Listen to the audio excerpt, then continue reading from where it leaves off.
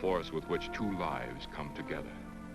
Sometimes for good, sometimes for evil.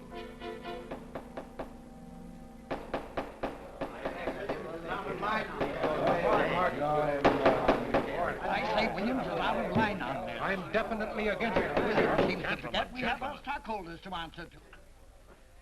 Phone Mrs. Williams, Della. Tell her to be ready in about an hour and I'll pick her up. Yes, Mr. You phone San Rafael and see if those papers are on the way over from the executive. Yes, Walt.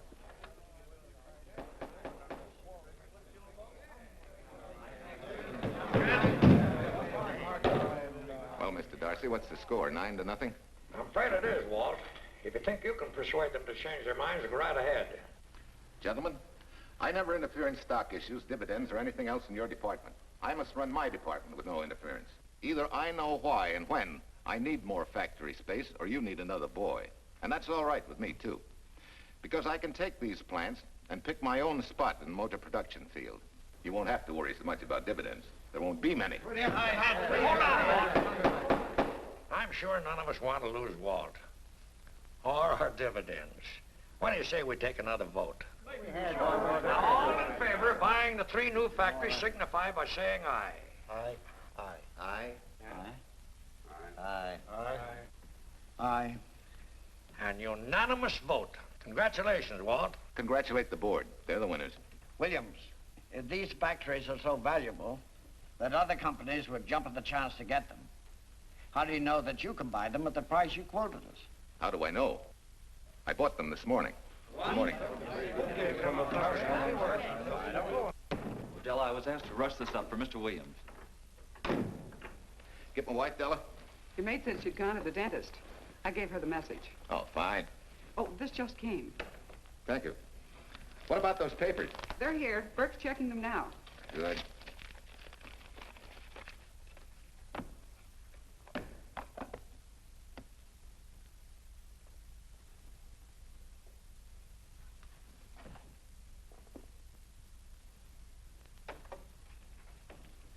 Congratulations, Walt.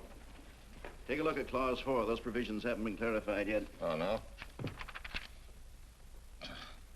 I wanted to leave for Tahoe right away. Get Judge Deering on the phone, will you? Never mind.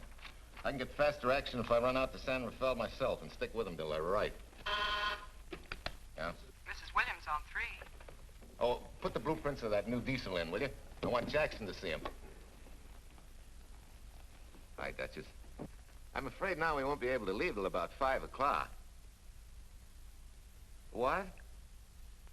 You're not going with me, but I counted on it. But I thought as soon as Dr. Harris took care of whatever it was, I'd feel better. I don't. Stupid thing still aches, and I certainly wouldn't be a very desirable driving companion. No, seriously, darling, you run along and buy your little factories and hurry home. I'll send you back to the office. And cheat me out of my goodbye kiss? Not a chance. I've got to drive over to San Rafael. I'll stop on the way. Love me? Bye, dear.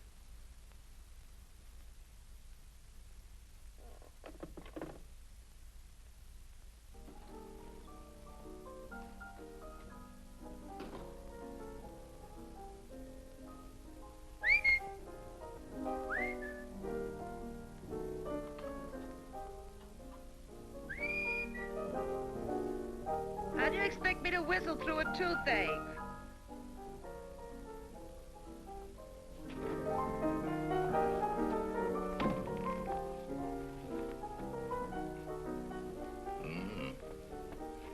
Nothing in the whole world smells as sweet as you do, Duchess.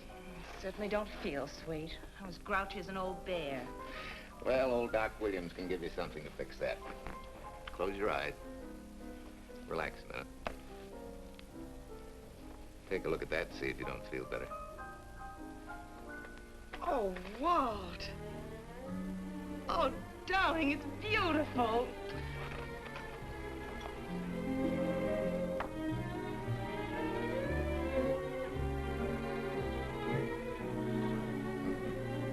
Not bad. Not bad at all. You know, to quote my wife, I like monograms on things. It shows they belong to me, unquote. When did your wife say such a thing, Mr. Williams? About 6 years ago, when I married her. She gave me the first monogrammed shirts I ever owned. Those were the words on the card. I still have it. I certainly hope your board of directors never discovers what a softy you are. They won't, don't worry. I have only one vulnerable spot. What really happened this morning? All I got out of Della was that you stalked out of the office with blood in your eye and were back in no time with canary feathers in your mouth. Oh, I clipped those birds' wings, but short. No one's gonna vote me down, sweet. Not when I know I'm right. Mm-hmm. But how did you convince the board of that so quickly? With subtle hints and easy persuasion. Like this. Either I get what I want, or you get yourself another boy. And that's all right with me, too. Walter! What a clumsy ox. I'm sorry, Duchess. Oh, please, sweet, don't be so upset. Oh, if you could have seen your face. Oh, don't bother, dear. Sulin will take care of that. Not exactly a good prescription for nerves, huh? You know, you're wrong, Dr. Williams. The way I feel now, a good catnap will probably make a new woman out of me. And if it's not going to make you too late... Yes? Well, I'm sure that by 5 o'clock I'll... Swell. I'll run over to San Rafael, get things ironed out, and be back for you by 5. On the nose. Darling, wait. That's perfectly silly. I'll take a taxi cab and meet you in Sausalito. There's a drugstore on a corner opposite the square. I'll be there at 5 o'clock and we can go straight on up to Tahoe. That'll save you all that late afternoon traffic and all that time it'll take to come and pick me up. Smart woman, my wife. Thinks of everything. Where's your bag, honey? Oh, Sue Lynn still has some things to press for me. Sure you don't mind taking a taxi? Very sure. Sweet dreams, Duchess. See you at 5. I better get going. Bye, honey.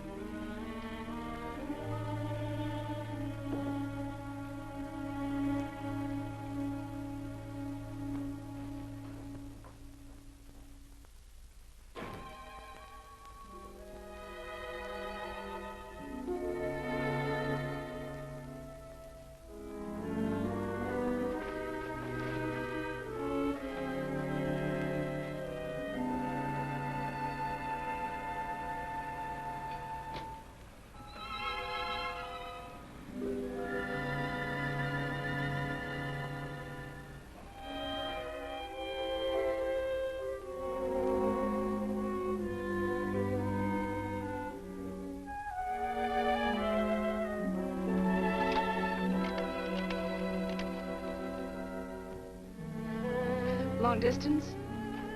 I want Berkeley 79721.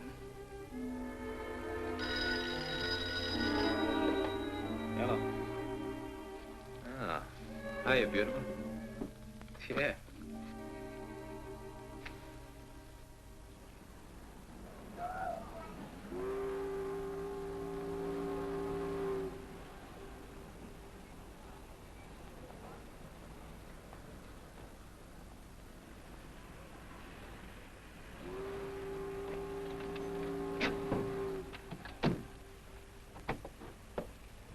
Here. Don't forget, turn this stuff over to a bellboy at the airport hotel in Oakland. Tell him to hold it for Jack Burns. Jack Burns, the airport hotel. That's right, I'll be checking in later. What do I owe you? $1.15 a here. All the stuff back to Oakland. Yeah, here. Buy yourself a new key. Thanks.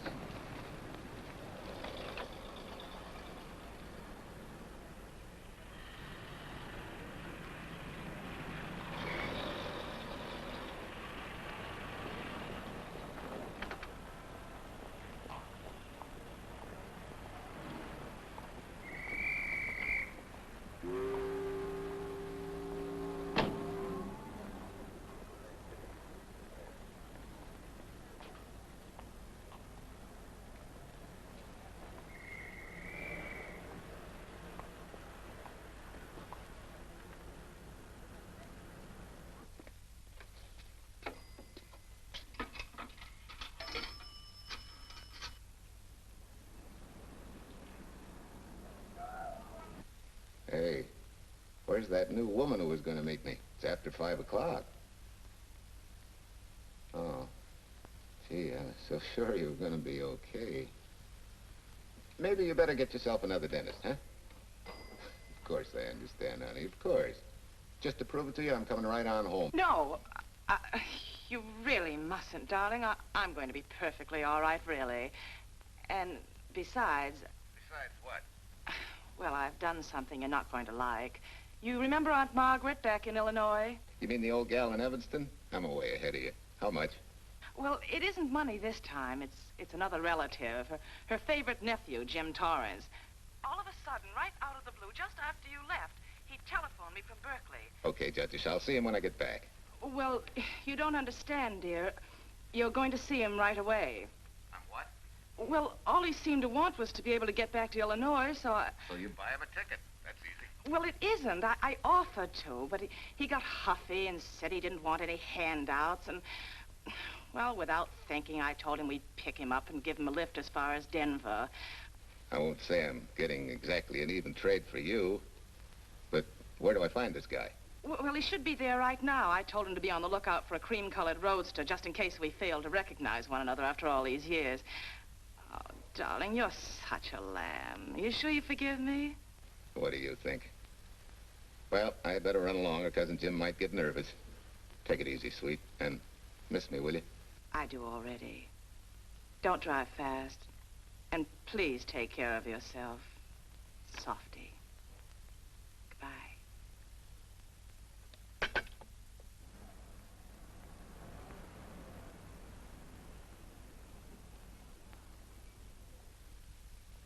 Hello, Della?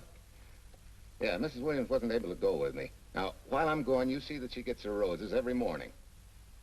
That's right. But this time on all the cards, put love from Softy. Yeah, S-O-F-T-Y.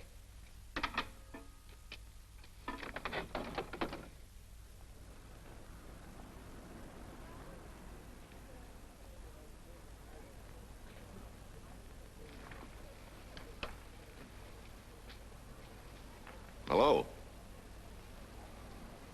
You must be Jim Torrance.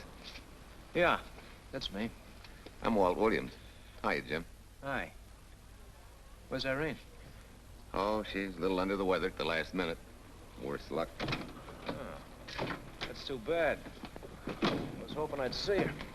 Yeah, I'm disappointed, too. Where's your luggage? Oh, I'm wearing it.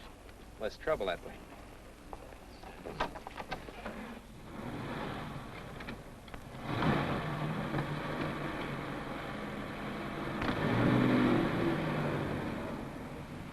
Irene tells me you're heading for Illinois. Yeah.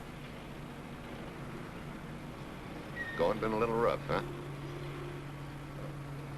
Haven't exactly been worried about my income tax. What's your line, Jim?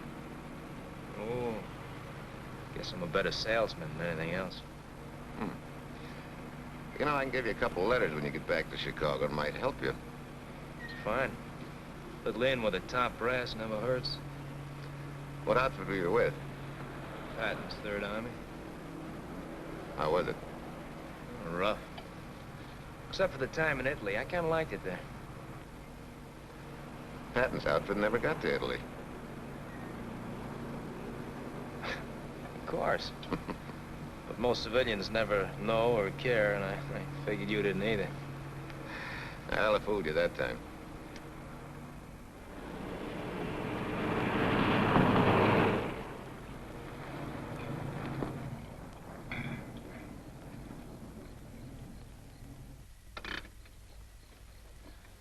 Our last chance to chow for a while. How about it?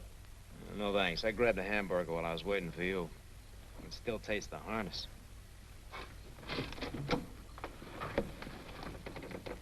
Sure you won't change your mind? No, I'm gonna grab a little shut-eye. Thanks.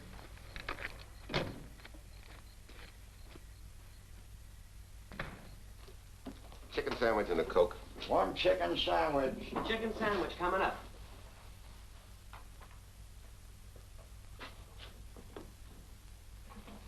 Give me change for $1, will you? Yes, sir.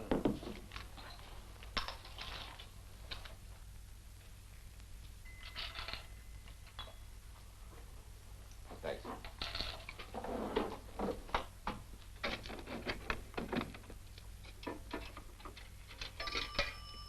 San Francisco.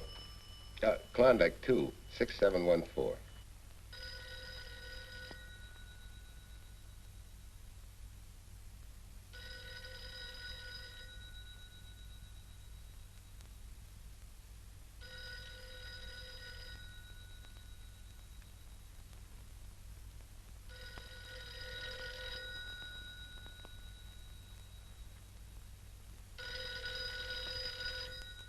Klondike 26714 does not answer. Oh. We'll try Sutter 1, 2599, please.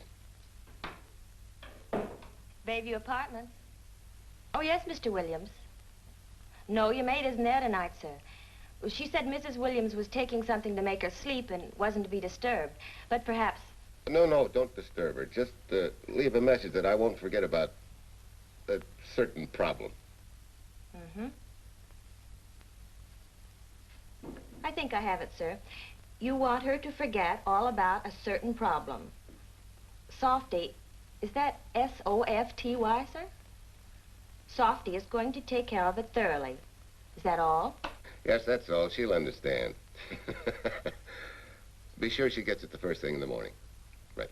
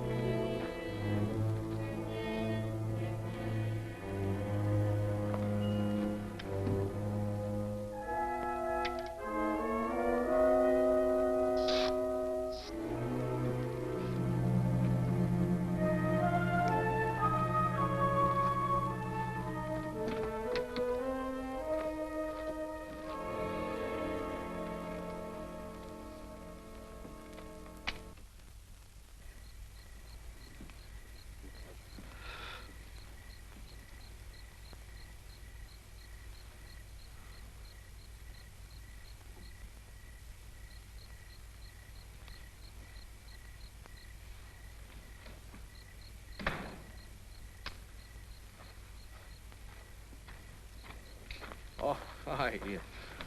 It's been so long since I've been behind the wheel of anything but a Caterpillar or a Jeep. I had to find out what a real buggy feels like. Why don't you drive for a while? Oh, swell. Nothing would suit me better.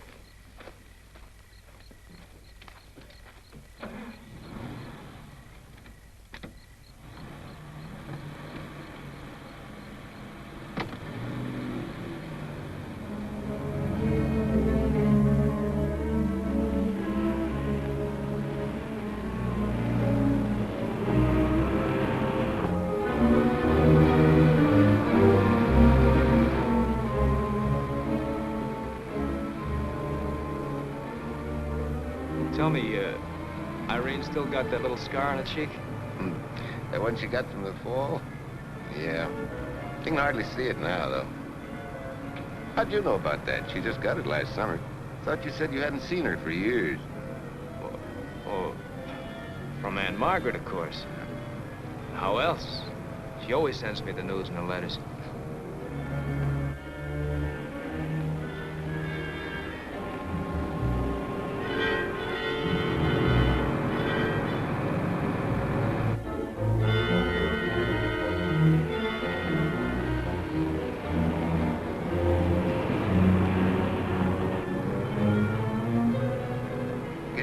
Margaret will be pretty happy to see you. Irene says you're the favorite nephew. Afraid my lovely cousin was just giving me a build-up for your benefit. You don't know Irene. Maybe not.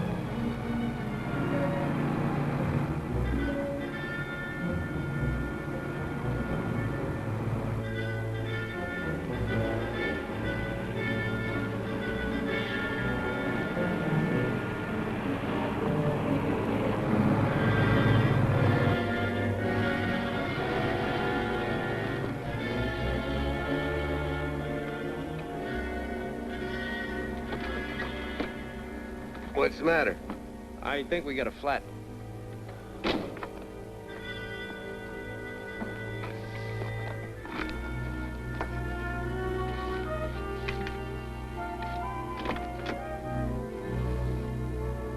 Yeah, flat as a flounder. Well, let's get to work.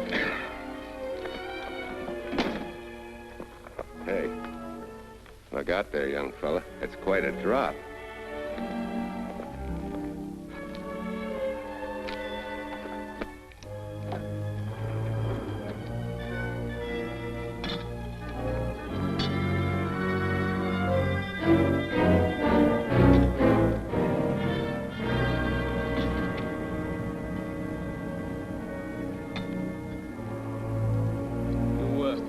You got a flashlight? I think I have. Get the jack. I'll take a look.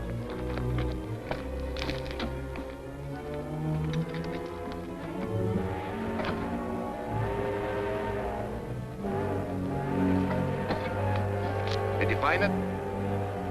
Yeah. Yeah, it won't be long now.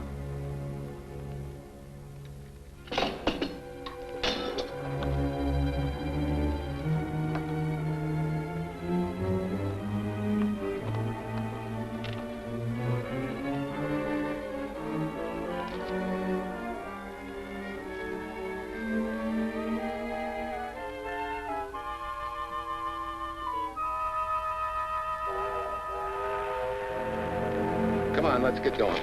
Wait a minute. Did one of your cufflinks fall out? Huh? Oh, something dropped. I heard it fall right down there at your feet. Hmm. Well, he must have rolled under the car.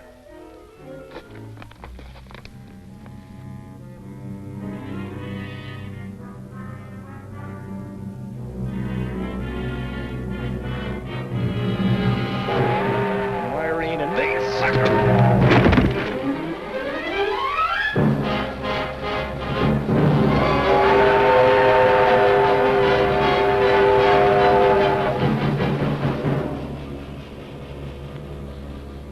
Hello.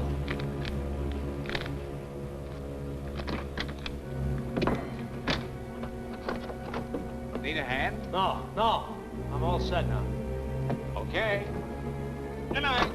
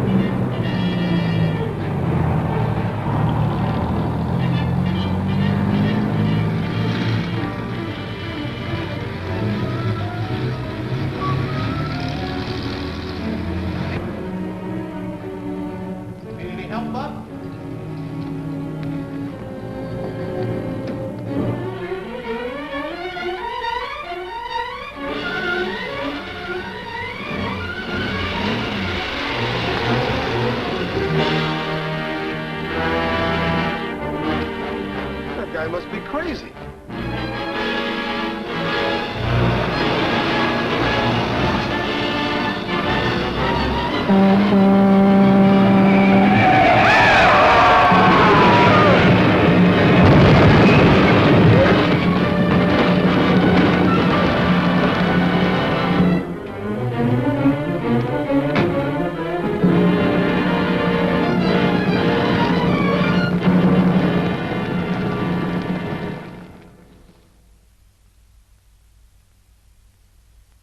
case my husband should be late and have to rush for his plane. This will be taken care of. Thank you.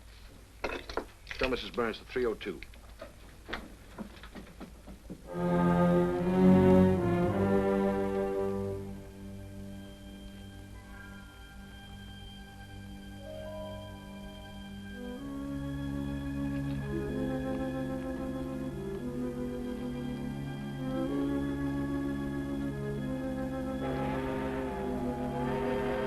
Irene and me, sucker. From Irene and me, sucker.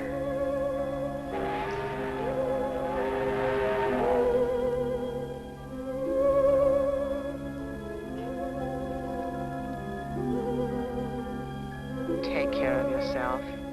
Softy. Softy.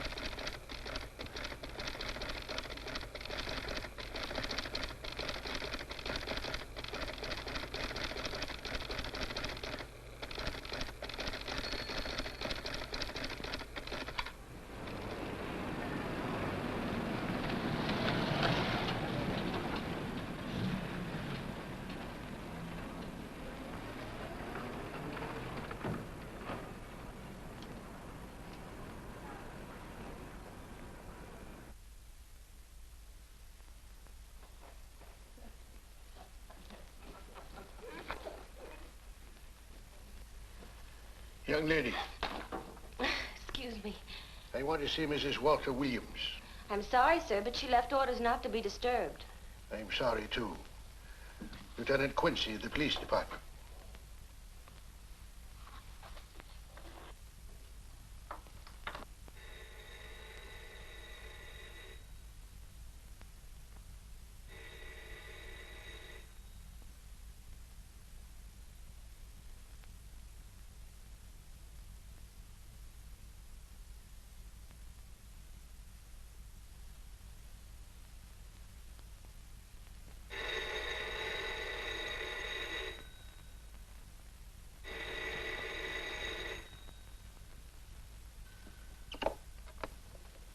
Hello? I thought I left orders not to be Oh, I see. Ask him to come up, please.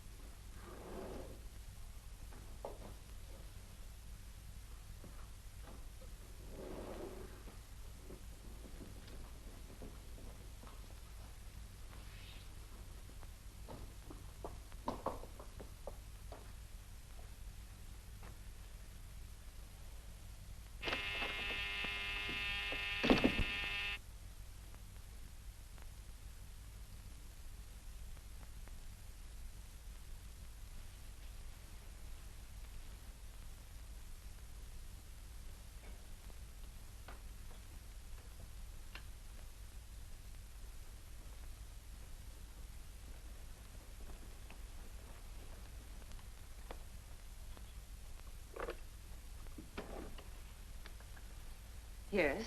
I'm Lieutenant Quincy with the police department. I'm sorry to disturb you at this hour, but... may I come in? Of course.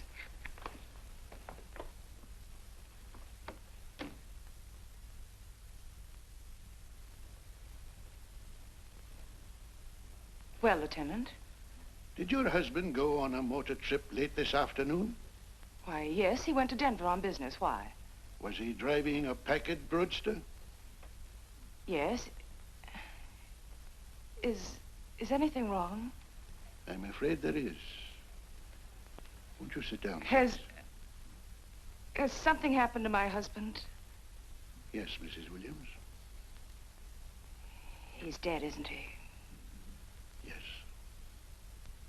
Oh, Walt, I knew something like this would happen. I begged him time and again not to pick up hitchhikers. But it wasn't a hitchhiker, Mrs. Williams. It was just an accident.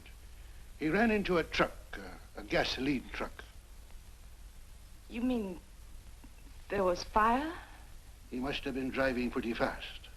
I don't think he felt anything after the crash.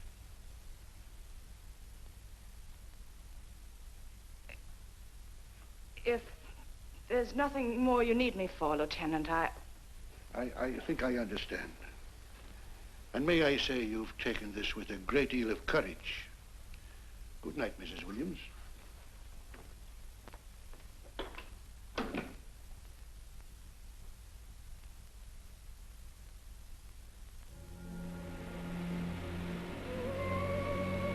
Take care of yourself. Softly. From Irene and me. Softly.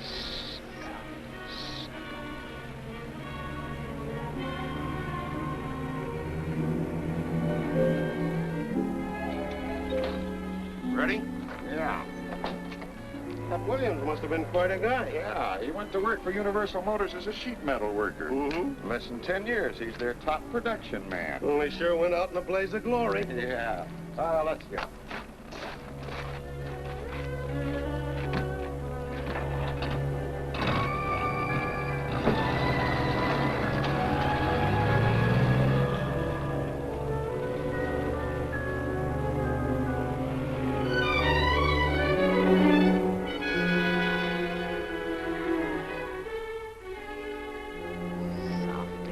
From Irene and me. Sucker. Sucker. Sucker.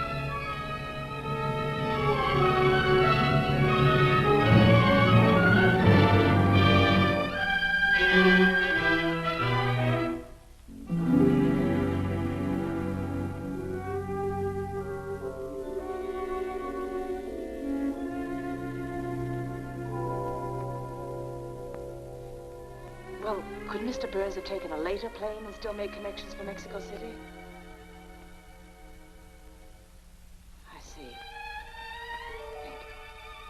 Thank you. Yes? It is some telegrams for Tai. Just put them under the door, Sulin.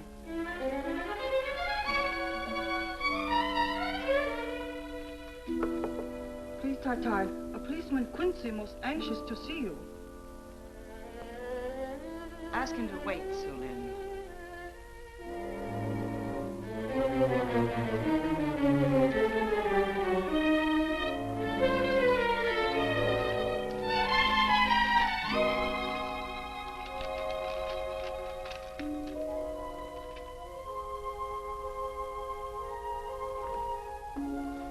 Mrs. Williams will see you presently. Well, wait, please.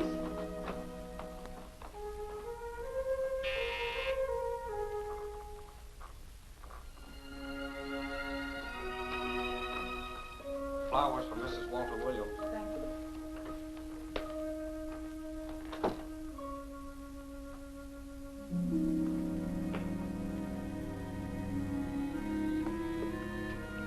Roses like Mr. Williams always sending when he's away. You seem to have been very fond of Mr. Williams. Sulin is honored to have served him 5 years, and he... I'm sorry to keep you waiting, Lieutenant. I wouldn't be disturbing you again if it wasn't necessary. And I would be keeping you but a moment. You're being very considerate. Won't you sit down?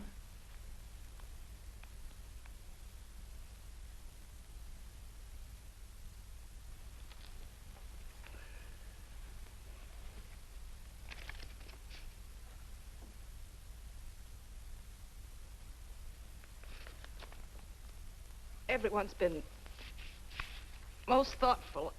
And why shouldn't they be? Forgive me. I'm all right now. What was it, Lieutenant? The state police would like to have some information. They found some wavy skid marks for quite a distance on the road, as if the car had been out of control when it crashed. Tell me, was Mr. Williams a reckless driver? Why, no, he was a fast driver, but certainly not reckless. Well, was he a heavy drinker? Quite the contrary. Well, what about his health? Could he have had a heart attack and lost consciousness before the accident? Why, no, he was in perfect health, but he'd been working much too hard lately and was overtired. Perhaps he fell asleep at the wheel last night. Oh, poor darling. If only I'd been able to go with him last night, he might still be alive. Well, maybe so and maybe not. You mustn't blame yourself, Mrs. Williams. Fate plays an important part in these matters. Your handkerchief.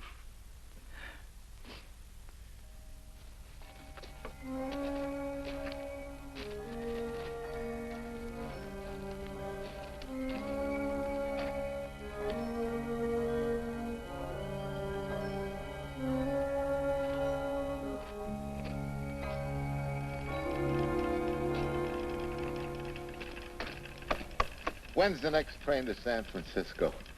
10 a.m. tomorrow. You sure there isn't one sooner?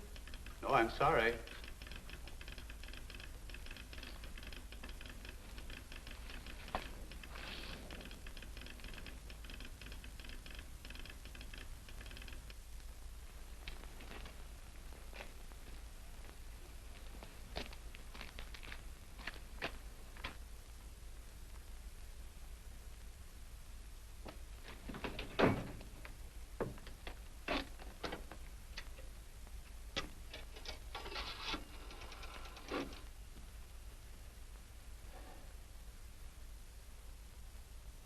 We have a circuit now, sir.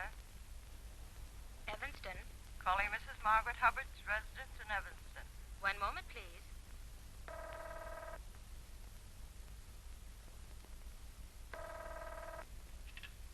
Hello? Mrs. Margaret Hubbard? Yes? Who's this? Long distance. I have a call from Mr. James Torrance. Who? Mr. James Torrance. He's her nephew, Jim Torrance. The call is for your nephew, Jim Torrance. I haven't any nephew, and I don't know any Jim Torrance.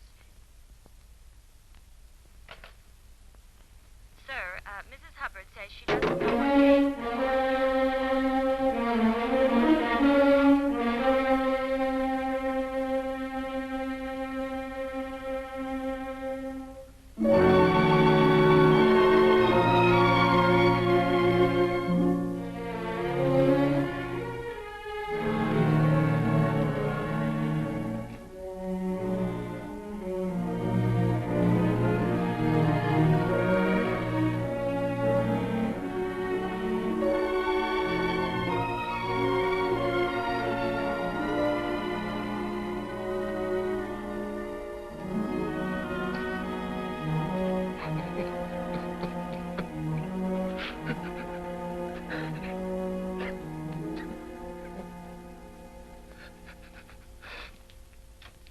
What's the matter, son? Looks like you need a doctor. Doctor? I can't leave the station, but old Doc Bender's just across the road there. Yeah. Doctor? Think you can make it? Yeah. I'll make it.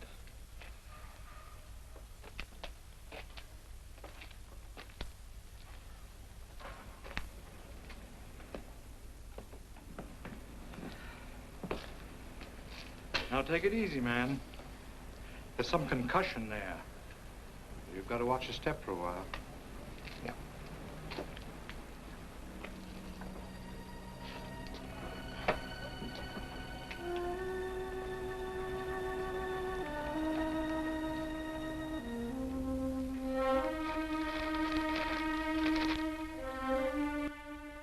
Walter Williams' beautiful widow, who by her own request sat alone in the family alcove during the service.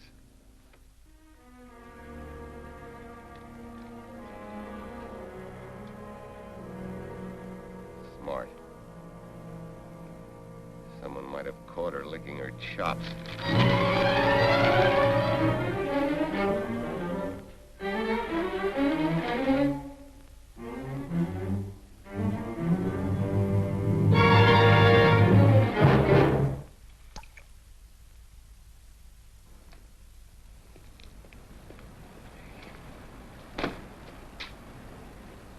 Hey, what's that? Walter Williams. Walter Hey, ain't that the guy that... For the love of Mike, what's that briefcase doing here? He's dead. They did him a dirty trick if he ain't. Hey, now, wait a minute. Don't touch it. We better turn it over to the police.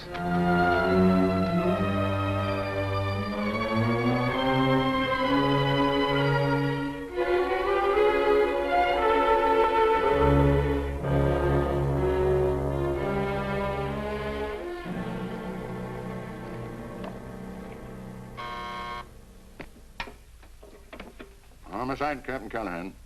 Oh, yes, Chief. The dope just came in from Washington. The fingerprints are those of a James Torrance. Yeah, I'm putting Quincy on it. Right. This sort of opens up a new can of peas on the Williams accident. There's the FBI reporting the guy. Playing with the lady's affection seems to come natural with him. All you got to do, Quincy, is find him. Yes, that's all I got to do. Last known whereabouts of Jim Torrance was in a moving van somewhere between Sacramento and Points East. Yeah, wait a minute. Last known address, care of his sister, Mrs. Joseph Rossetti. Irving Apartments, Berkeley. Well, what are you waiting for, Quincy? Let's go. Did Torrance leave any forwarding address? No, he said he was going to send it to me.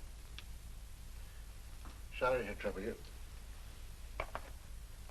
Oh, Lieutenant, if you should happen to hear from him, will you let me know? There's an unpaid telephone bill and a bundle of laundry. Laundry? Let's have a look.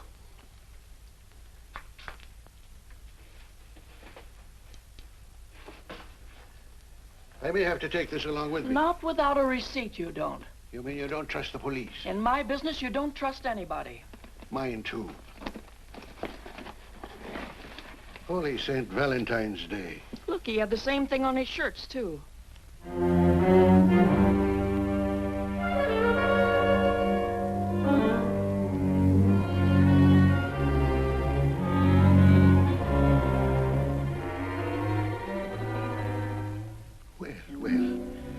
Romance in your late tenant's life. Did you ever see the lady? You know, I never did. But I always knew when she'd been here, the wonderful perfume. I lay you 10 to 1 she's a rich widow. Could be. Wait, I'll get you his telephone bill. Pretty fancy stuff for a hitchhiker. Yeah, but he's a pretty fancy hitchhiker. According to the shirt maker, a certain lady in the town had these made special. And they're just like her husband's. Only his initials were WW. Sort of smells, don't it, Cal? Now take a look at this little item that was also found in the laundry. I for Irene and W for... Well, it could be for Williams, too, couldn't it? Yeah. Homicide, Callahan speaking. Hello? Oh, hello, Fitz. Hello. What news? Oh, any luck? Both days, huh? Swell. Have it typed up and sign it. This report of Fritz will be a nice little topper for this pile. His checkup shows calls from Torrance's phone to Williams's private number, and a flock of them going the other way, including one on the 7th and several on the 8th. The 8th, in case you've forgotten, is the date of Walt Williams' accidental death. Well, that ought to be enough to get an indictment out of the grand jury. Go pick her up. I'd like to play a long shot first. It might give us 2 for 1. Well, take 'em one at a time. A bird in the hand is not going to lead us to its mate. I'd like to give the lady a little more rope. Well, Thanks. I thought you'd agree.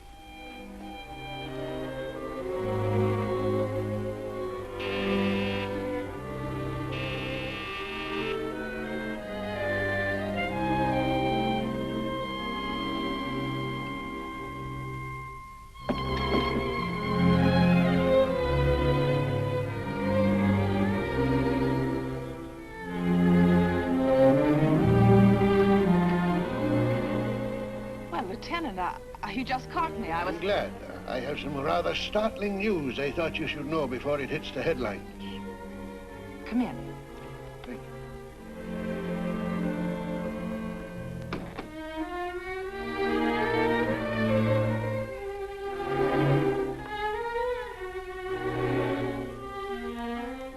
Sit down, won't you, Lieutenant? Thank you.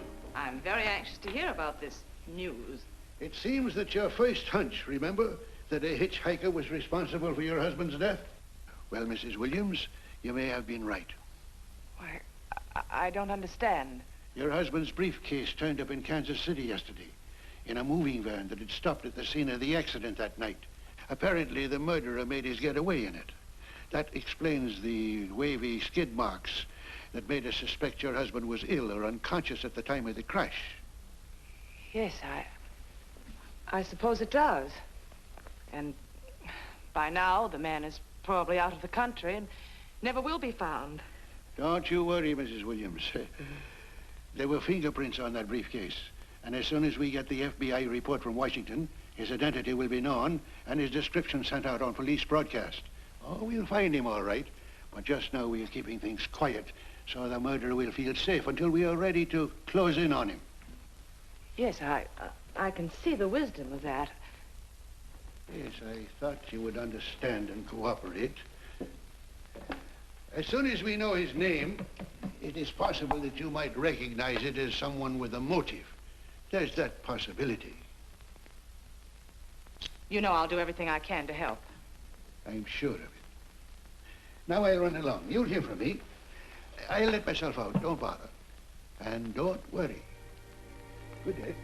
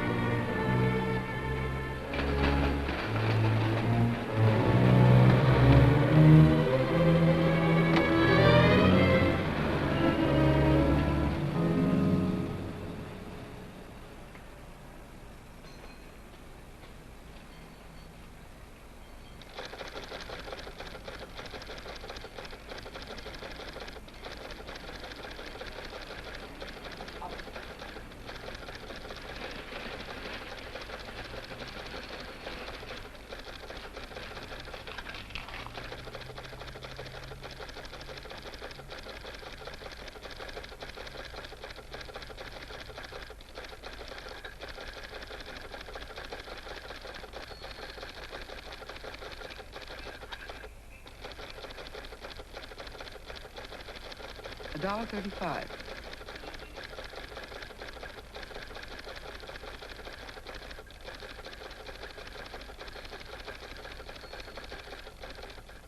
See, everything after the letter J in the first name has been obliterated by heavy writing over it. The only impress letters legible are those between words or before them, like RNS at the end of this name here, and the Hotel Santa here before the word Evanston. Well, Tom, don't you think it's about time you retired? Why, there isn't even evidence there of Mrs. Williams' intent to communicate with Torrance. And who do you think she beat a path to the telegraph office to wire to?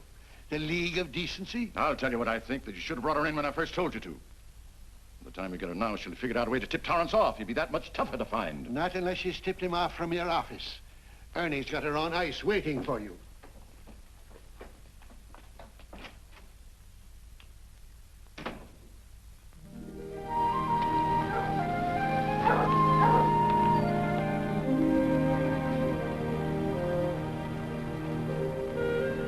Pretty good, huh? Fastest growing little town in Idaho.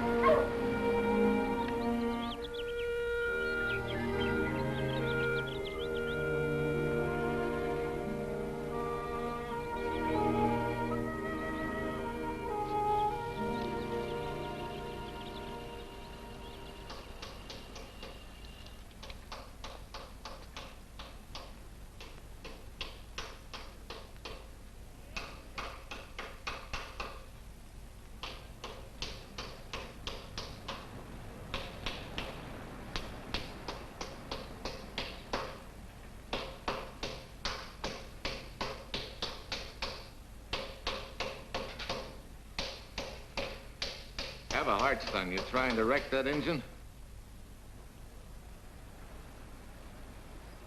Oh. Sure. It's a hobby of mine. The way you're going at it, you can't miss.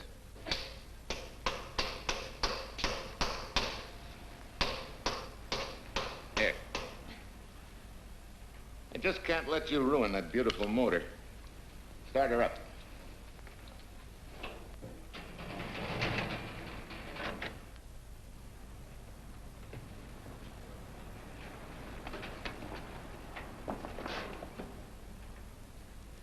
Okay, start her up.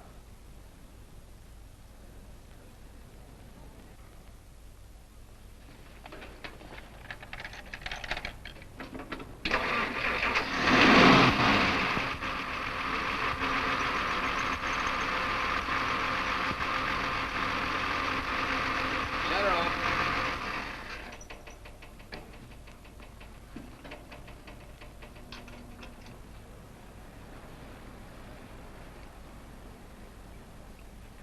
You're certainly not a mechanic by trade. Hands like that. Maybe it's a hobby of mine.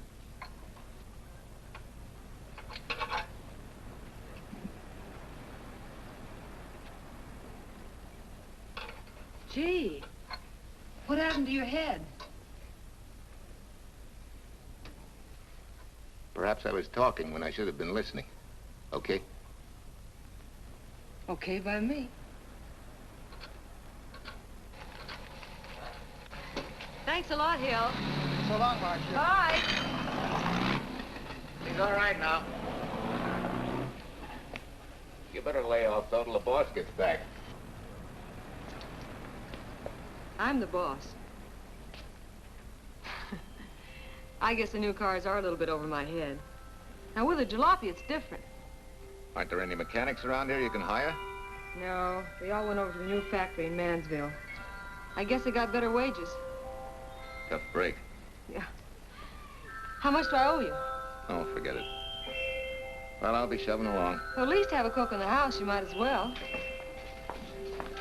Marcia, can I use your phone a minute, please? Sure, help yourself, Uncle Ben. Never rains but what it pours. 650, please. Flat tire this morning. Now the danged engine stalled on me. Nice and cold. Wilson's garage? No, I did not give you the wrong number. Fine thing using my phone to cheat me out of repair bills. Aren't you ashamed? You gave me the wrong number. 650, please. You're a nice girl, Marcia Peters, and your ma's a fine woman. And I'll always buy my gas and oil here. But you ain't never gonna tinker with my car again. Busy? Busy. Always busy. Yeah. Wait a minute. We're not so busy.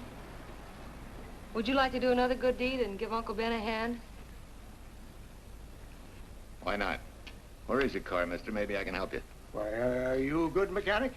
Very good. And very reasonable. Well, just what you need, girl. Better hire him. It's an idea, Uncle Ben. Come on.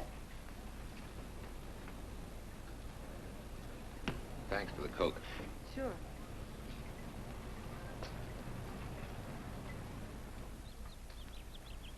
Well, I got Uncle Ben fixed up all right. Nothing but a sticky carburetor valve. Bye. I hope he paid you. What for? It only took a minute. You're certainly not money conscious, stranger. There. This is no kind of work for a girl.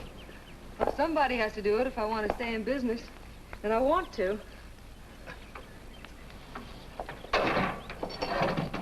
Must be some business that you're better suited for. Couldn't you lease this place to somebody? Sure. I did while my husband was overseas. But when he was killed in Okinawa, well, we'd made a lot of plans for the future here. And I had a hunch he'd like it if I took over and tried to make a go of it. Takes more than a hunch to do that. I got along famously. Business has been fine until lately when the help got short. Could be again. I had a good mechanic.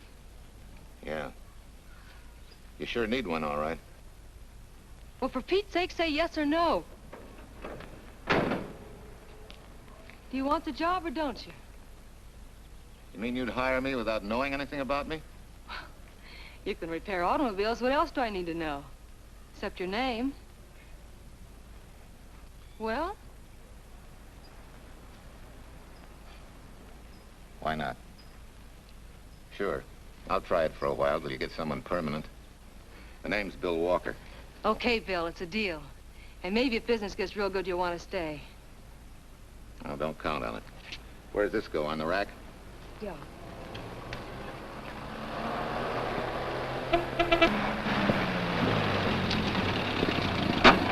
Marcia! Marcia! It happened! It's a boy, 8.5 pounds. Pair of shoulders like a prize fighter. Well, congratulations, Papa. How's Jane? Ah, perfect. Everything's perfect. Gotta get down to the store and tell the gang. Almost forgot. Oh, gee, thanks, Ed.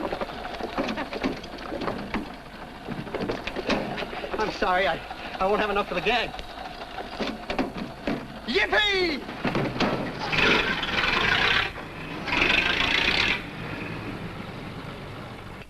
Thanks. Say, we haven't settled the matter of wages yet. Maybe I can't pay you regular salary. Suppose we leave that open till you find out how much I'm worth to the business. Doesn't seem to be any business right now. Might be a good time for me to get rid of this beard and find a place to board. We live right next door. I'll go ask Mom. She'll know of a place. Sort of a peaceful house. I noticed it this morning. Oh, gosh, I forgot. She's down helping Mrs. Wellesley with her canning. Mom finds homes for everything from stray cats... To stray mechanics? Well, you're not a stray anymore. I'll go phone. Pearl, 674, please. Hello, Miss Wessler. May I speak to Mother? Hi, Mom. I've got some good news for you. I hired a man for the station. Yeah. No. Nobody we know. He's from out of town. Needs to place a board. You got a good one up your sleeve? Okay. Says she has to meet you first to come home for supper. Huh? And you like apple or cherry pie? Cherry. Cherry it is, Mom. See you later. Oh, now I gotta get rid of this. Hey, where's the nearest barber shop? The one and only, just up 2 blocks. Tell Judd you're working for me. When you get back, we'll close up and go home. Thanks.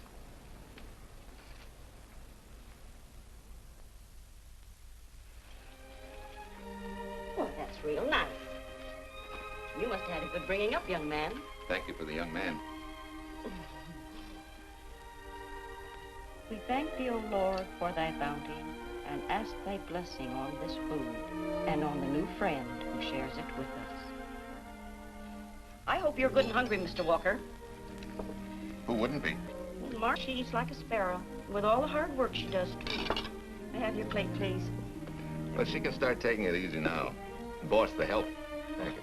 She never takes anything easy. Has to put her whole heart and soul into everything she does. Well, now that you're through with me, Mom, how about Bill? Have you thought of a place for him to stay? Well, why can't he stay right here? We have a spare bedroom going to waste. And I think you like my cooking. Like it? That's very kind of you, Mrs. King, but it seems an imposition. Imposition, nothing. That's good business. I can get back what I pay you in board and room. Well, Marcia, what a thing to say. If you'd like to stay, we'd like to have you. We have some more vegetables.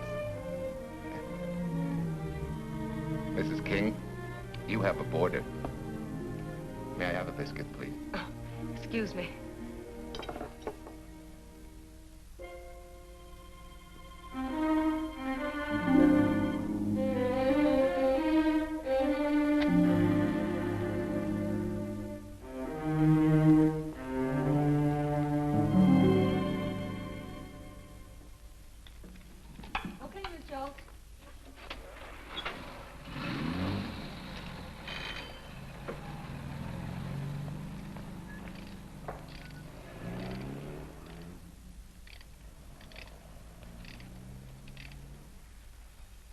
It's wonderful the way tools seem to come alive in your hands.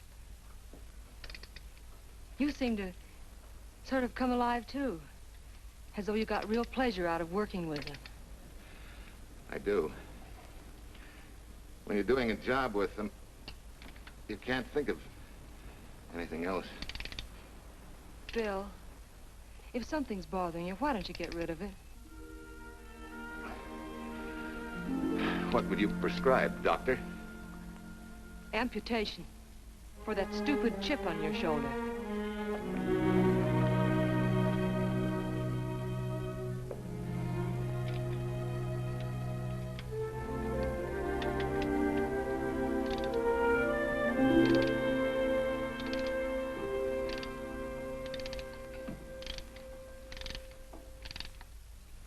What you need is a ring job. Save yourself some money. Gee, Bill, with the baby and everything, I just can't afford it now. Oh, we'll take care of that. Hey, boss. How's Ed's credit? Good enough for a ring job? Well, sure, if I can hold Junior as collateral. Oh, not a chance, fella. Never mind her. I'll do it on my own time. Oh, thanks, Bill. Maybe we'll see you tonight, huh?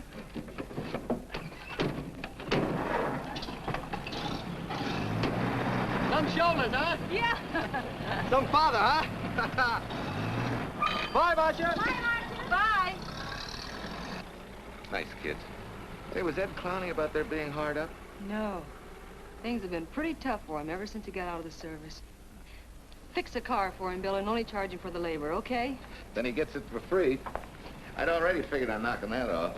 Say, we could make it an anniversary present. Anniversary of what? Junior's arrival, and mine, 3 months ago today. Time certainly flies. That was a lucky day when you came to MP service.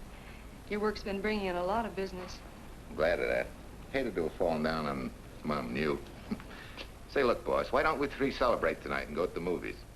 Ed said he and Jane were going. Well, that lets Mom out. She'll be babysitting. I'd love to go, Bill. I haven't been in ages. Here's your opportunity. Go to work.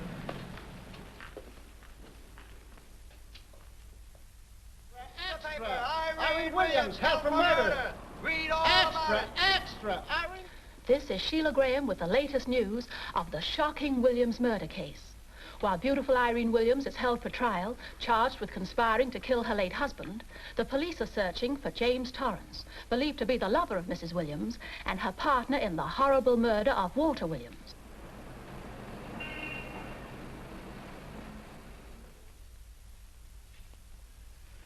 If I'm handling your case, my dear Mrs. Williams, I want 1/3 of everything you get. You're out of your mind. You don't realize what I'll get. I'll get as Walt's widow. Perhaps you don't realize the spot you're in. Torrance's fingerprints were found not only on your husband's briefcase, but, in a manner of speaking, on your reputation as well. There's a detective named Quincy, a very smart cookie.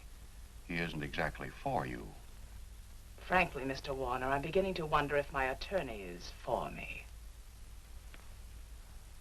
Underestimating the enemy's ammunition would scarcely be wise.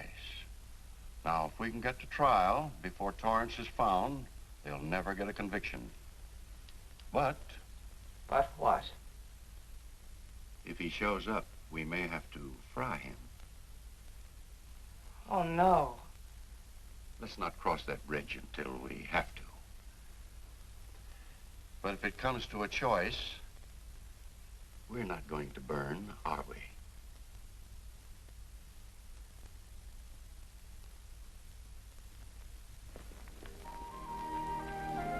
Aren't you the chatterbox this afternoon?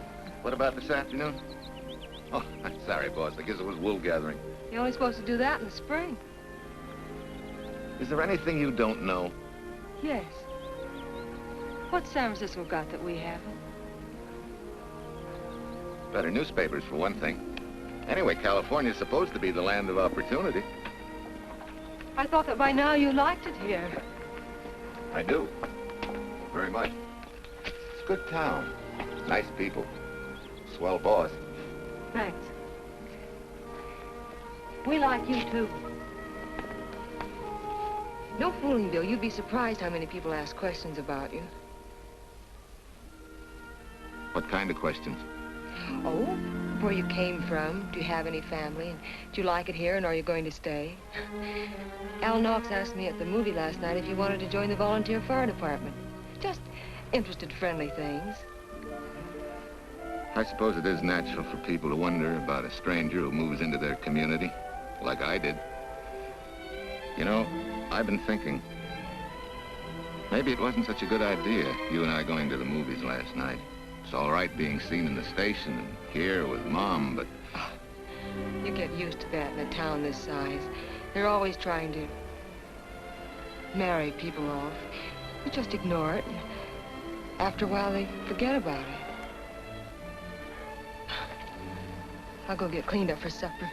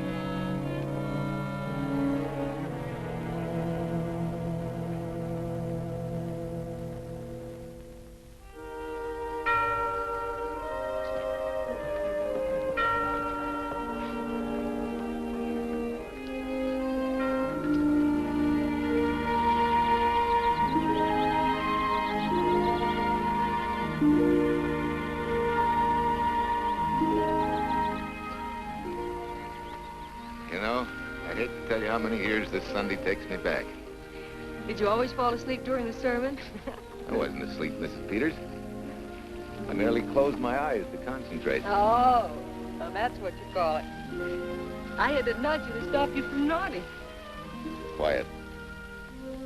You're disturbing my reminiscent mood. Even smells the same. Could be the same bees buzzing in the same clover. As they say, you can take the boy out of the country, but... A rolling stone gathers no moss. It has to stop rolling sometime, doesn't it, Bill? Sometime, maybe. We grow a very becoming shade of moss here in Larkspur. Don't you think? You grow a lot of nice things here. Anyone in particular? You'll have to skip the answer to that one. Someone tore it out of the book. You're married, aren't you, Bill? Yep. That's right. You must have loved her very much to have been hurt so deeply. To be so afraid of someone, even yourself. Maybe it's better that way. then no one gets hurt. Bitterness and hatred hurt everyone. Can't you see, Bill? They're like a wall that shuts out all the sunshine from a garden and lets everything wither. Make room in your heart for something else, can't you? I guess this is my day for sermons. Sorry. As Mom would say, you never get rich minding the other fellow's business. Hey, that's a flyer. I'll be seeing you.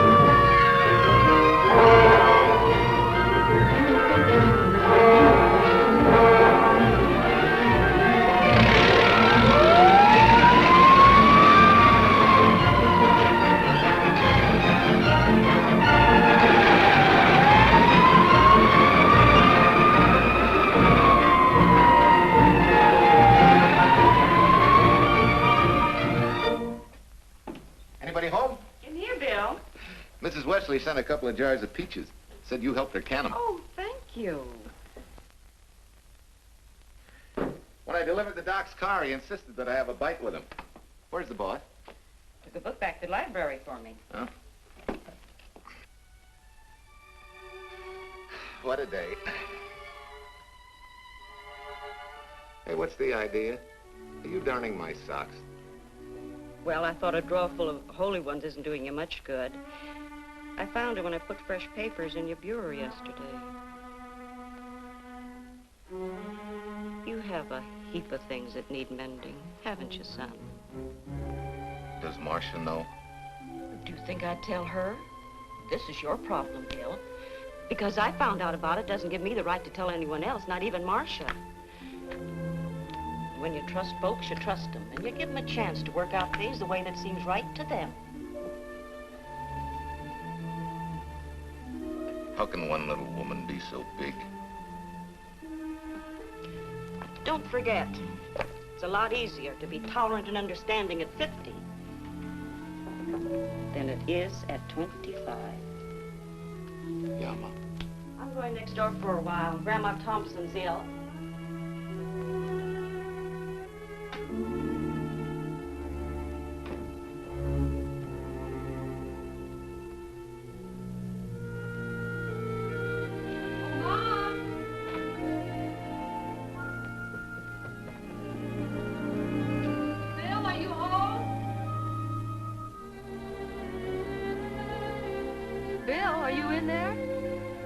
Yeah? Mom went next door, Marcia. Hi. Do you work awfully late? Oh, about 6. Anything wrong? Come in. I want to tell you something. I'm checking out. Has something happened? No, just... I'm doing what I should have done a long time ago. Moving along. But why, Bill? My name isn't even Bill. There isn't any Bill Walker. I'm Walter Williams. The late Walter Williams. Walter Williams? I don't understand. You may not even after I've told you, but at least you'll know the whole story. Sit down, please.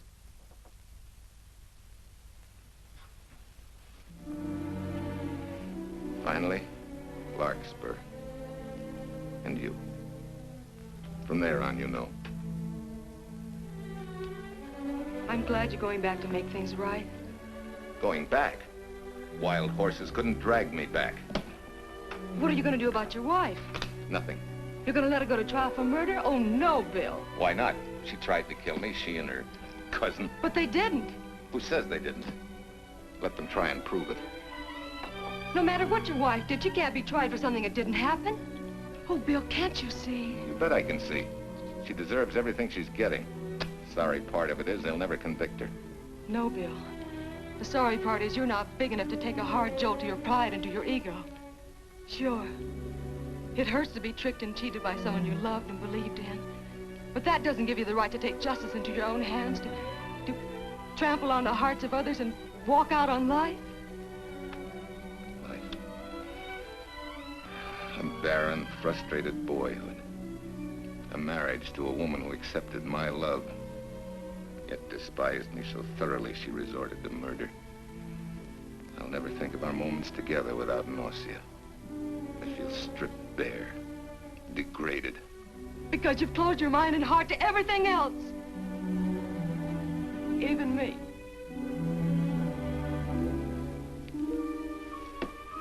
Oh, Bill, please.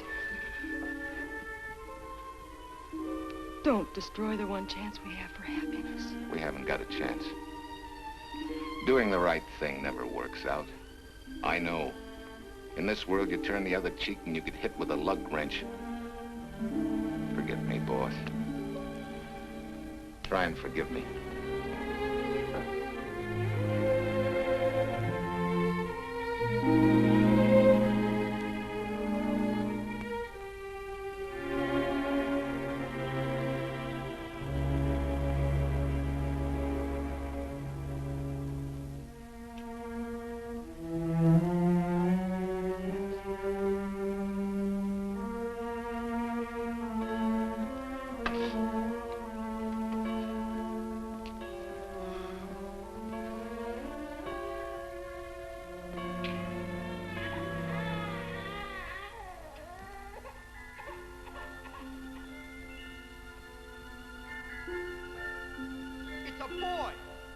Shoulders like a prize fighter.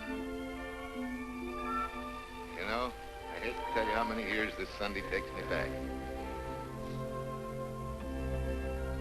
You have a heap of things that need mending, haven't you, son?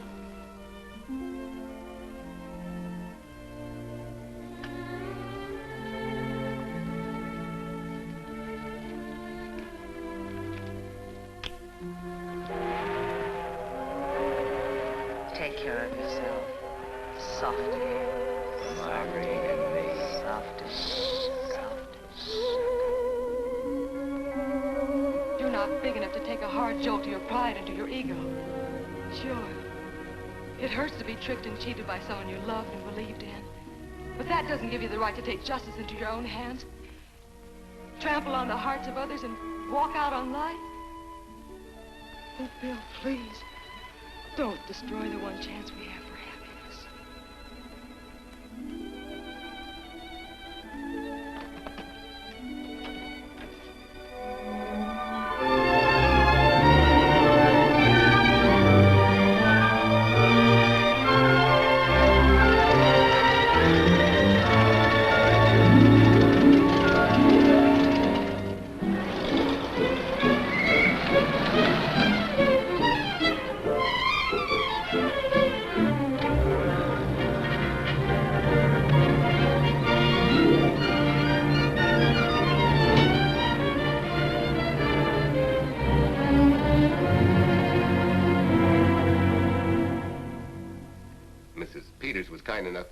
To substantiate at least the Larkspur portion of what I've told you. Very thoughtful of you, Mrs. Peters. Mr. Williams, when you read in the newspaper that the hitchhiker who attacked you had been, well, a close friend of your wife's for some time, it must have been a great shock to you.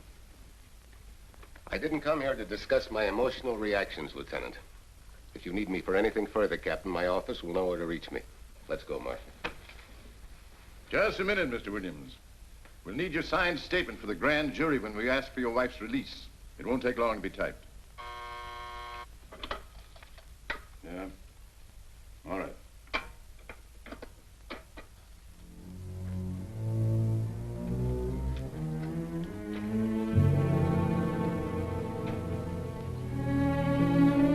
Come in.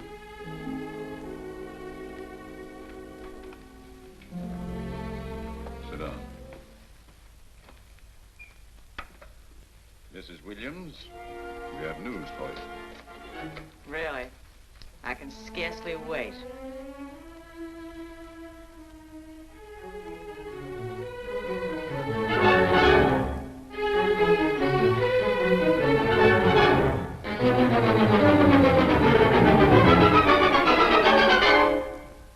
It seems it was Torrence who was in the car when it crashed. Jim? Dead?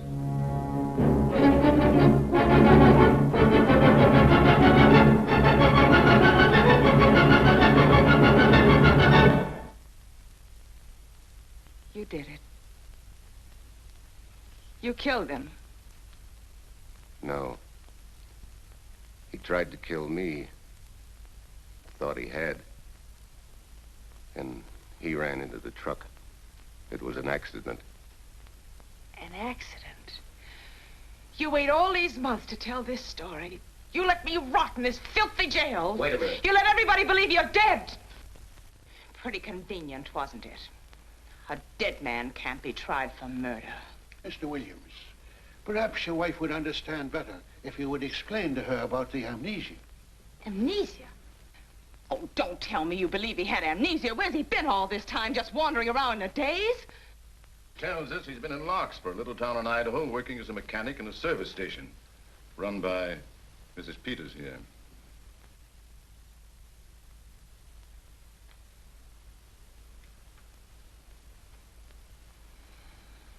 I understand perfectly. Now that my chance for happiness is dead, I suppose you'll demand the divorce I begged you to give me so that I could marry Jim. That's fantastic. Yes, isn't it?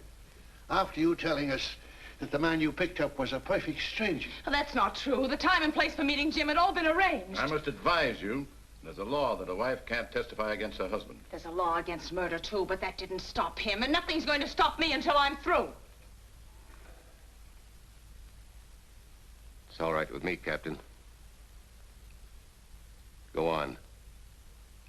Talk your head off.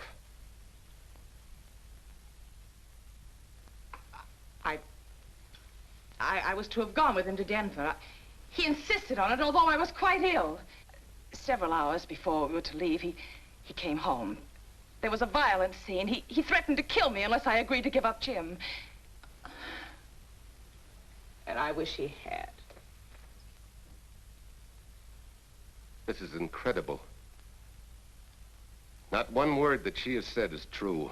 Then you have nothing to worry about. Mrs. Williams, was there a witness to the threats you mentioned? No. Unless the maid overheard. She was in the apartment. In fact, she picked up the pieces of the vase that he threw at me. Where's she now? I don't know. She left me suddenly after all this began.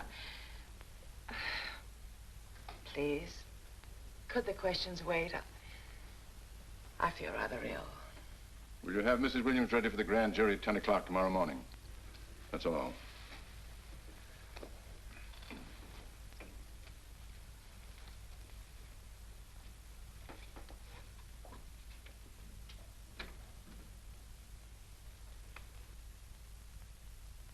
We're going to hold you too, Williams. On what charge? Suspicion of murder. But he's not guilty of any of these things. Then it should be easy for him to prove it. Take it down and book him. That fiction of Mrs. Williams must have been very convincing. No, we just couldn't buy that yarn you tried to sell us. Let's go.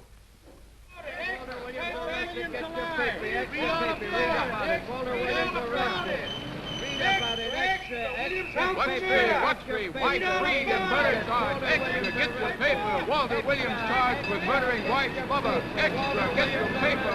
Irene Williams goes free. Husband held. Extra, get your paper. White, Reed, and murder charge.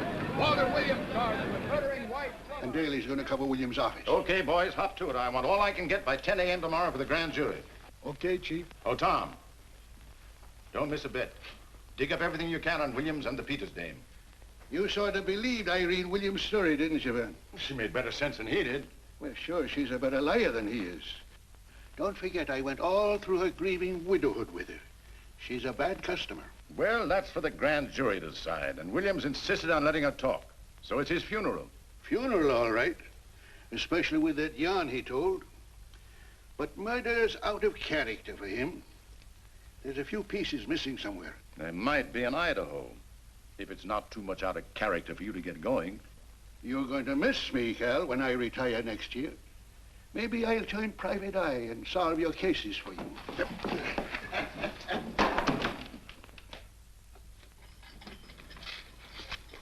Hi, Williams.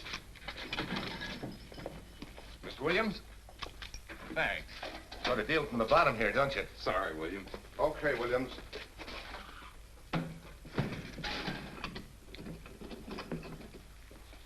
Well, not very good news, judging from your faces. Well, Walt, the grand jury returned indictment against you. Mrs. Williams was released. I see. Now, don't you worry, Walt. We'll have you back at work where you're needed, and in short order. Come on, Eldridge. There's a visitor waiting far more attractive than we old fogies. We're just leaving, Mrs. Peters, but remember, don't hesitate to call on me for anything. Thank you so much.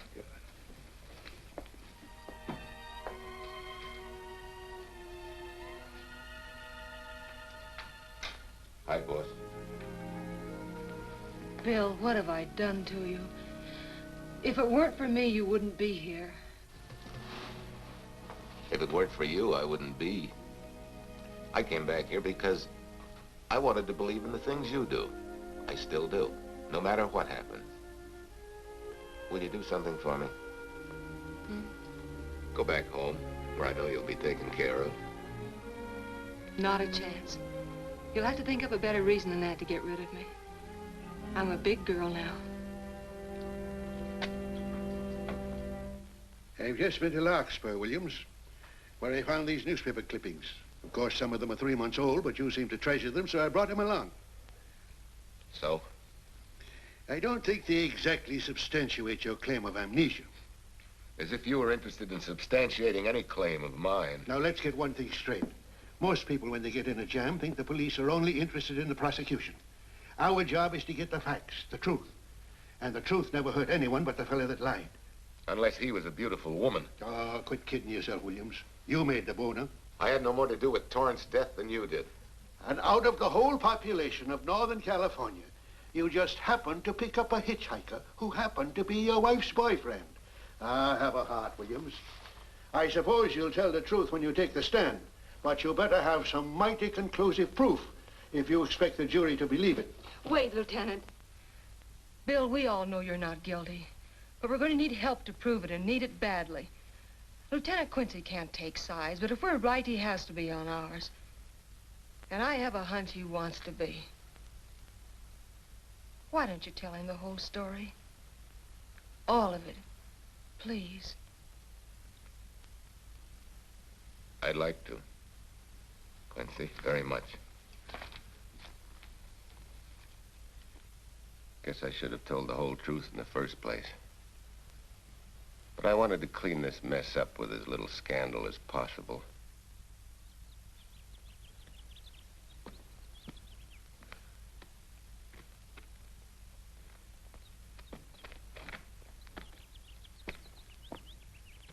Well? No sign of the lug wrench or anything. My dear Mrs. Peters, will you please stop trying to be a detective? How many times do you think the police have combed this spot for any kind of evidence? Now, be a nice girl. Take Mr. Williams' advice. Go back to Larkspur. What time is it? It's only 4 o'clock. We still have time to go back to town and go on our hunt for Sue Lynn. Now, look here, young woman. You've had me on the run since early morn. But, Lieutenant, the maid seems to be our only hope now. We've got to keep looking till we find her, that's all. That's all? Wait. She was naturalized, wasn't she? Suffering chopsticks. Quincy, you dumb flatfoot. This Sue, what's her name, was Chinese born.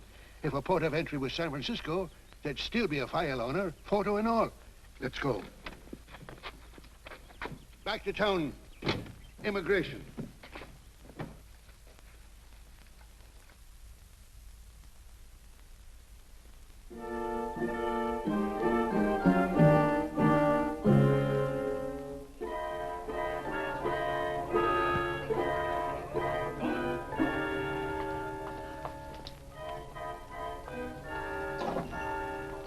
counsel has given us the right lead.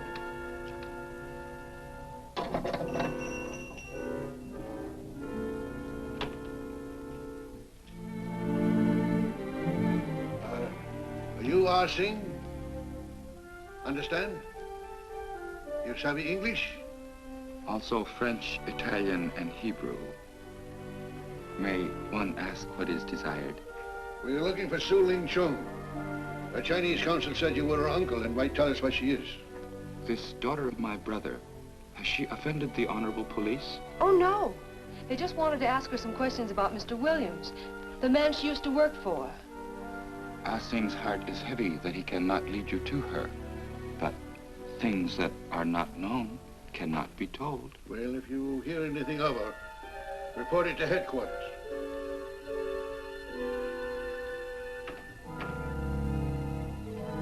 Then, untruth is not good for soul, and not wisdom when told to policemen. Better for the soul to be kind than to be wise. Sulin must keep silence to help in this matter.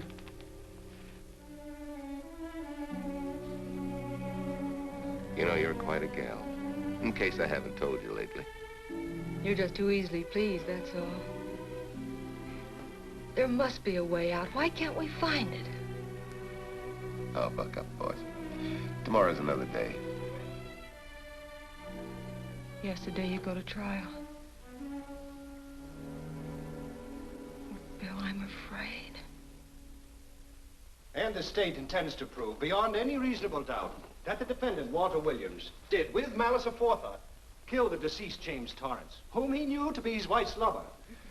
And that with his victim dead beside him, he drove his car into the course of an oncoming truck, jumping clear himself some seconds prior to the crash. And subsequently, he made his getaway in the back of a loaded furniture van. And for 3 months, as Bill Walker, he laughed at justice, but had imprisoned his unfaithful wife for conspiracy in his own murder. But then he decided that being dead cramped his style. He thought he could eat his cake and have it too. So he returned, most anxious to explain his long absence and to right the dreadful mistake that had imprisoned his wife for 3 months. Ladies and gentlemen, it was a cold-blooded, premeditated murder and must be punished to the fullest extent of the law. Call the first witness, please. Captain Callahan, did Walter Williams tell you what suddenly cured his amnesia after 3 months? No, he did not. But he did tell you the man that struck the blow which caused the amnesia was a total stranger, a hitchhiker he had picked up. Yes? And that he knew nothing of this man's identity or relationship with his wife until he suddenly recovered from his amnesia and heard or read the details. That's what he said. That's all. Thank you, Captain. Your witness, Counselor. No questions. No. I saw no signs of amnesia, but definite concussion. He was a bit evasive in answering questions, but not vague or unsure. In your opinion, Doctor, could this head injury have been caused by a fall? Yes. If the head had struck on some object, such as a stone or a metal pipe. That's all, thank you. Your witness. Dr. Bender, are you familiar with a tool known as a lug wrench for changing automobile wheels? I'm afraid I am, sir. I've had a regular epidemic of flat tires lately. Well, then, in your opinion, could this head injury which you treated have been caused by a blow from a lug wrench? Yes. It could have been caused by that, too. Thank you, Doctor. The ones with the earliest dates, you will notice, are heavily creased, as though they'd been carried in a wallet or a coat pocket. Thank you. Lieutenant Quincy, will you kindly tell the court where you found these newspaper clippings?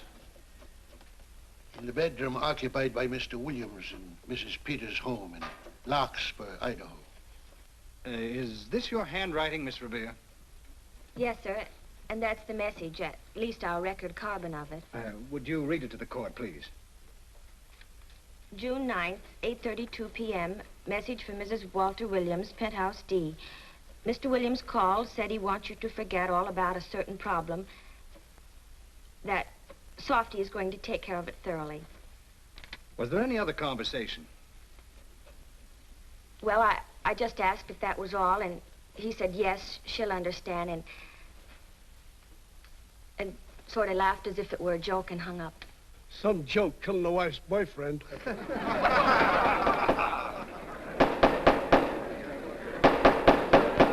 of the state versus Walter Williams.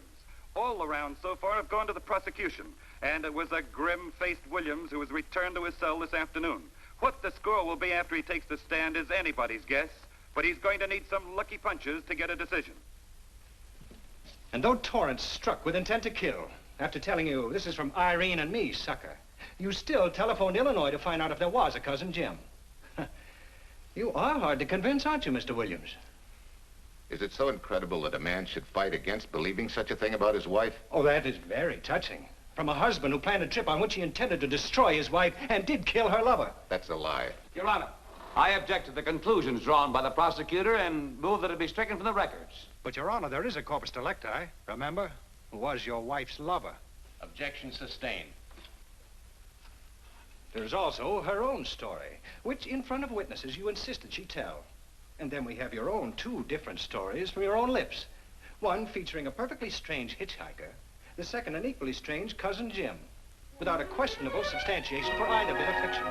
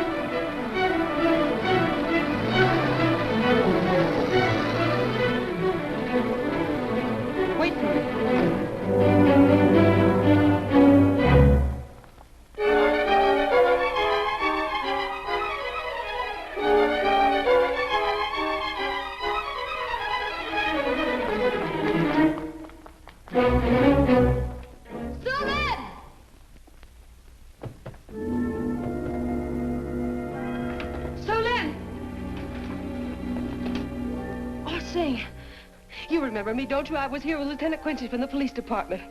I just followed Susan up the stairs. I saw her come in here. You must be mistaken. I'm not mistaken. She's here. I must see her. Our thing, don't you understand, is to save a man from prison, even from death. I will send her to you.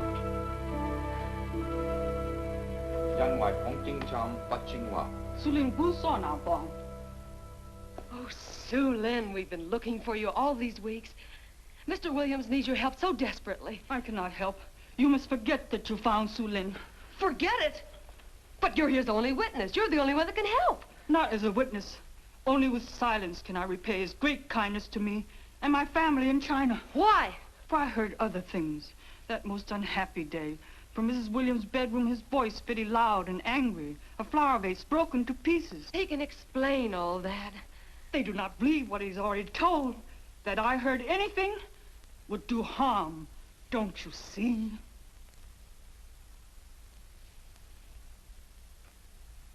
Yes. Much sorrow comes from women who know not honor and truth. And Mrs. Williams, she was not true even to that Torrence man. What made you say that? That night when he was killed. Her sickness was but wall of falsehood, behind which she could go secretly to a meeting place. You mean she went out that night?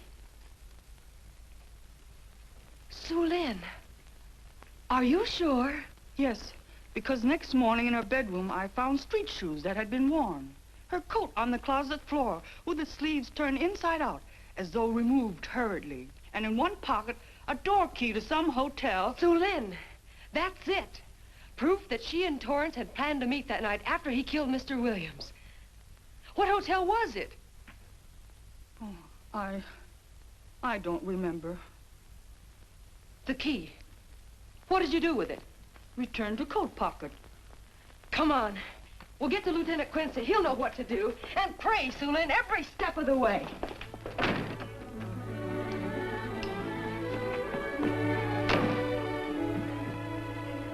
Now hold everything. Even if this long shot don't work out, we'll just keep on pitching.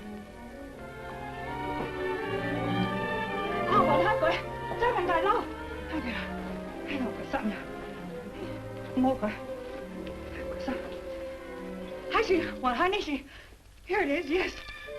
Room 302, Airport Hotel, Oakland. Maybe we got our miracle. A special little Chinese one. It is to hope that Sue Lynn was of small help to Mr. Williams. Oh, Sue Lynn. Come on, copper. Next stop, Oakland. A certain little lady's hotel rendezvous. I was on night duty then, all right, but I sure don't remember a looker like this. Quite a dish, eh? A little too highly seasoned for my digestion, thanks. Lieutenant, just found a couple of cars for room 302 on June 9th. George Baxter, checked out at noon. Mr. and Mrs. J. Burns. Room not slept in. J. Burns. Burns. Look, Quincy. The handwriting on the card is identical to that on the photograph. And here's a little boy, the same thing. The cover-up telegram to Aunt Margaret. Now look at the impressions. J here, and here RNS. J. Burns. That's the name she started a telegram to. Room not slept in. Say, I got that dame pegged now, Lieutenant. She said they'd be out of the room by midnight as her husband was catching a plane.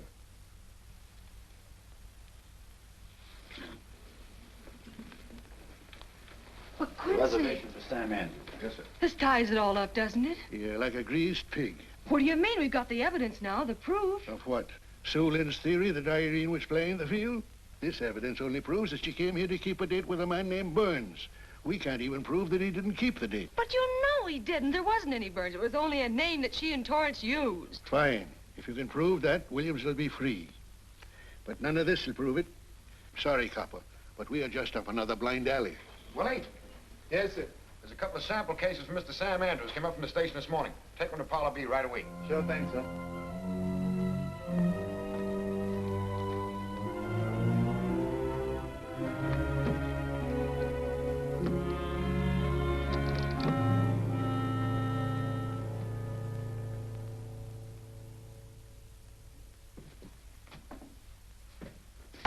Be seated. Case of the state versus Walter Williams.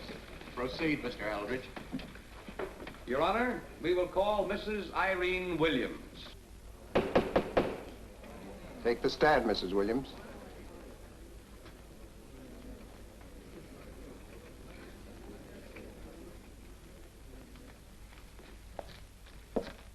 Raise your right hand. You solemnly swear the testimony you're about to give in this cause to be the truth, the whole truth, and nothing but the truth, so help you God? I do. Hey, what cooks? The defense calling her? Mr. Aldridge, what's the purpose in calling this witness? Merely for purpose of identifying handwriting. Now, Mrs. Williams, this photograph of you... Was stolen from my apartment. So, according to the inscription, to Walt, my adoring and adored husband, Irene, this belongs to Mr. Williams. This is your handwriting, isn't it? Of course. I'm touched that he should have wanted it so badly. And this telegram, addressed to Mrs. Margaret Hubbard. Is that also your handwriting? It is.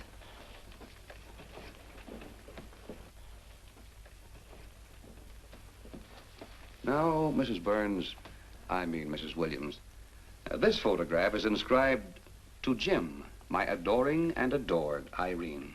Did you write this too? I see no point in all this. Merely answer counsel's questions. Did you write it? I did. And these letters addressed to Mr. James Torrance, did you write them? Yes.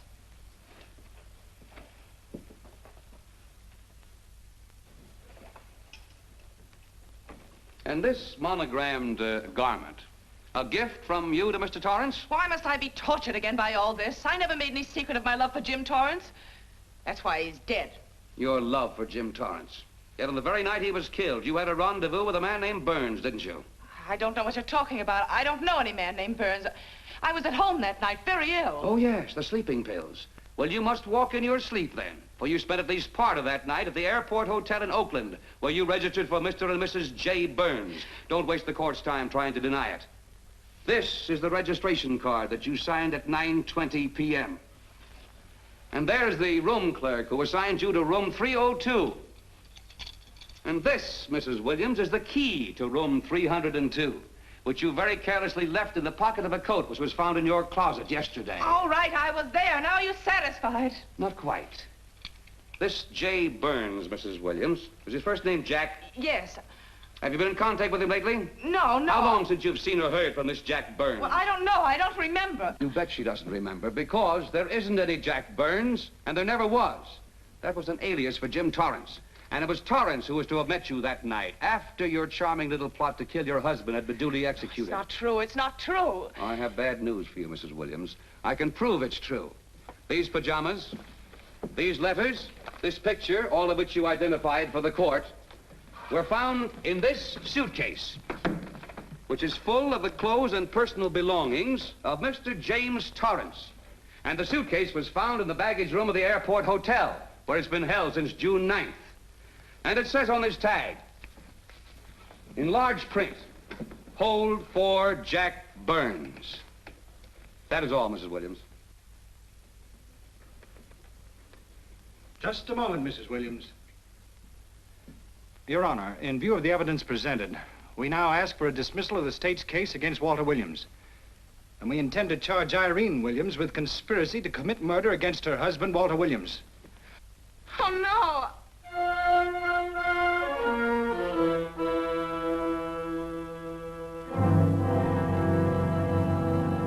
The case against Walter Williams dismissed. Court adjourned until 2 o'clock.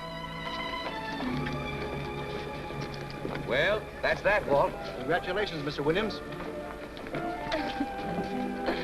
I haven't the words for it, Quincy, but we could never have made it without you. Ah, sure you could. You know, son, right always wins if you give it a little push, especially when you get a copper like this one to do the pushing.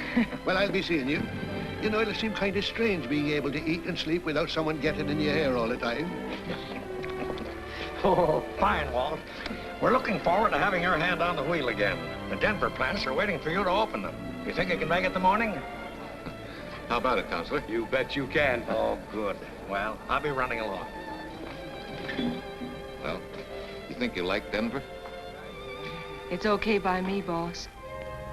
Yes, impact. The force with which two lives can come together. Sometimes for evil, sometimes for good.